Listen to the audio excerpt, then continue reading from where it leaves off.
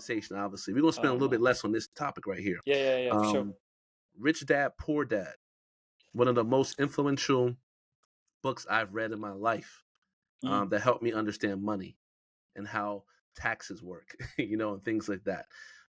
Richard Kiyosaki, the author, he just recently went, I think it was on a podcast. He had said that he is $1.2 billion in debt, and Yeah. he is okay with it.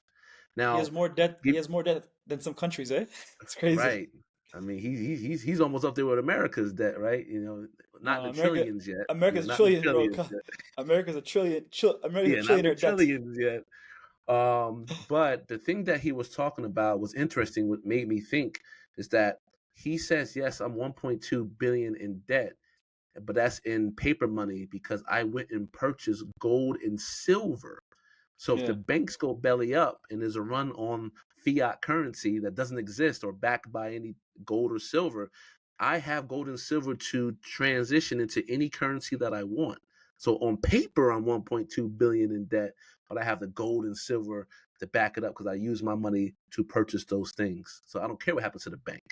Facts. But we as Muslims, we don't believe in debt. Mm. This is a question that we talked about a long time ago, and I'm glad it's here. And I'm going to pose this question based on the rich dad, poor dad conversation.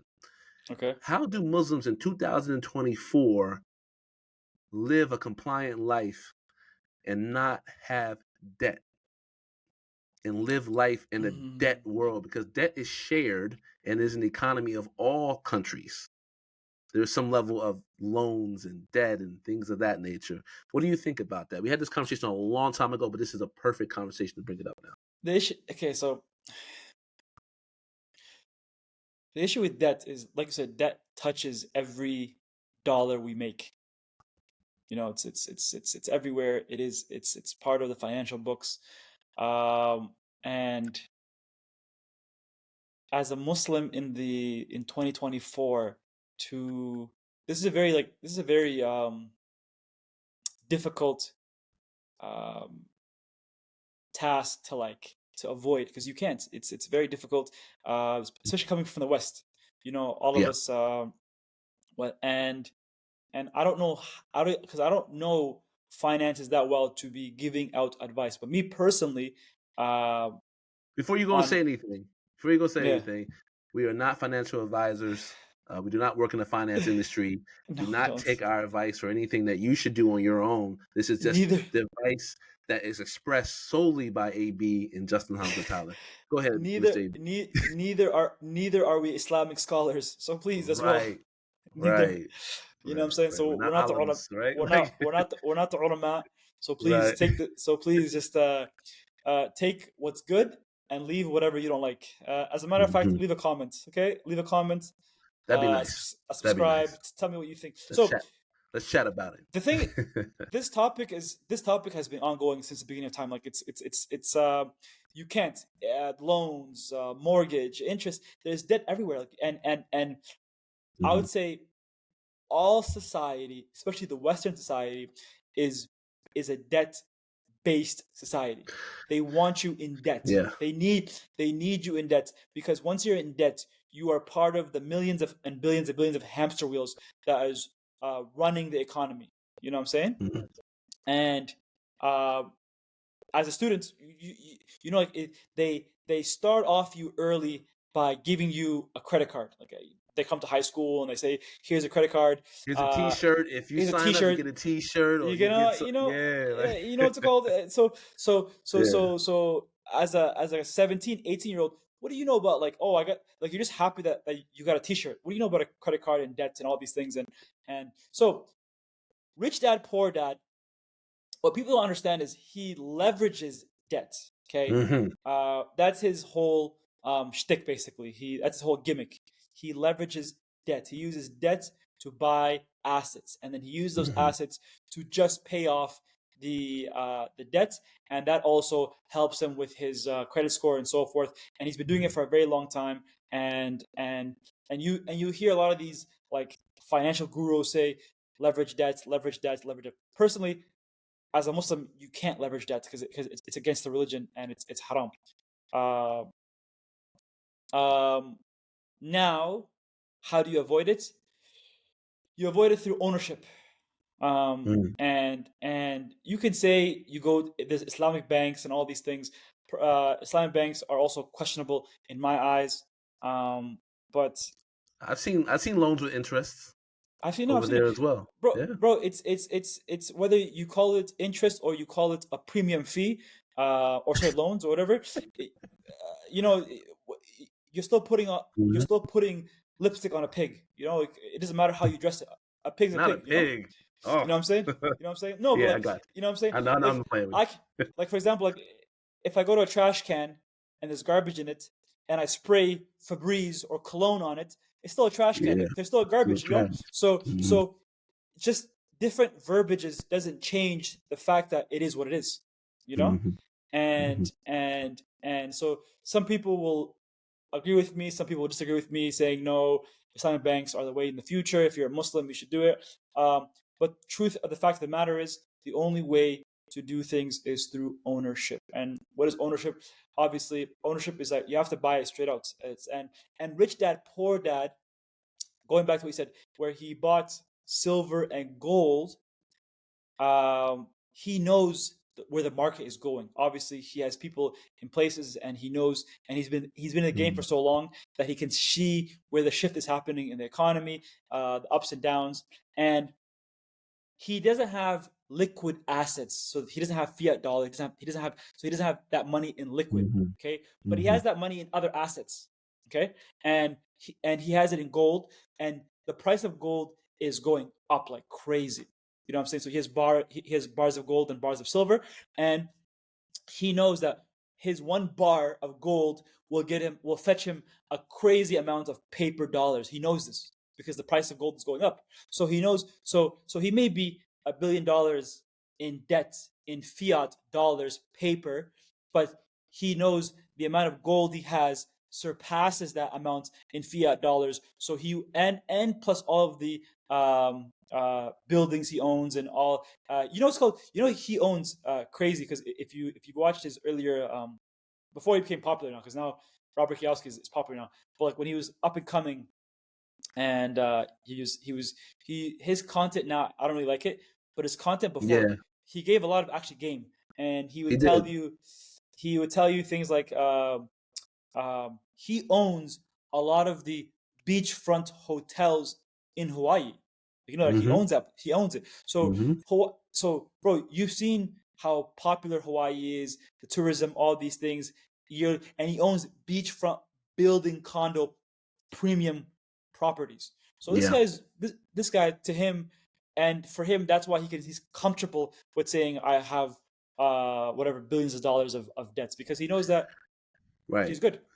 He's also smart in some ways as well, because if the dollar ever goes bottom up and the dollar no longer cease to exist in terms of the primary currency of the world, he can always leverage his gold and silver to whatever is the primary currency of the Bingo. world at that time. Bingo. And so now he has Exactly. a higher conversion rate, because his money is not he's not trying to exchange American dollars for whatever the next currency will be. Yeah. He has gold and silver that will stand the test of time in terms of its wealth, right? So he's smart in that Uh-huh. regard. The other part is that this whole conversation and this story just made me think of the beauty of our religion. So Our religion speaks to us to be reasonable and to be minimal in some ways, right? Where we don't need extravagant excess in anything in life to live, right? facts. And so all these things with when it comes to debt or wanting to borrow more money to buy more things, it speaks in direct opposition to living a minimal life. And so Facts. therefore, when you're looking at like the American system, and I don't know if you can call it American system because we all have adopted a lot of these principles now, but this is in direct opposition. So if you're just living a regular, normal life, you won't need more money or to borrow more money to buy more things. You won't need to leverage the system or be involved in riba or any sort of thing like that if you're living a normal life and just look to save or to pool my money with other Muslims to buy something, right? And things Correct. of that nature. So I think it's hard to do, because that concept is so old in the mindset. And some people say, well, it doesn't apply to today. No, people changed. Correct. The religion didn't change. People changed, right?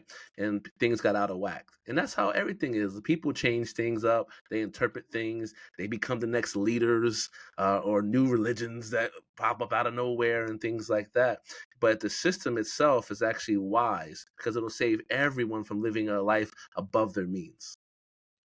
So, That's one yeah. of the things, right? Like we have become um, gluttonous in so many aspects of our life. Mhm. Money included. We want things, and to take it even a step further, we've also if you gluttony plus convenience. Like we have to have everything now. It has to be done Wow. now. Yeah. You know what I'm saying? Yeah. Like our food now, our deposits now, our houses now.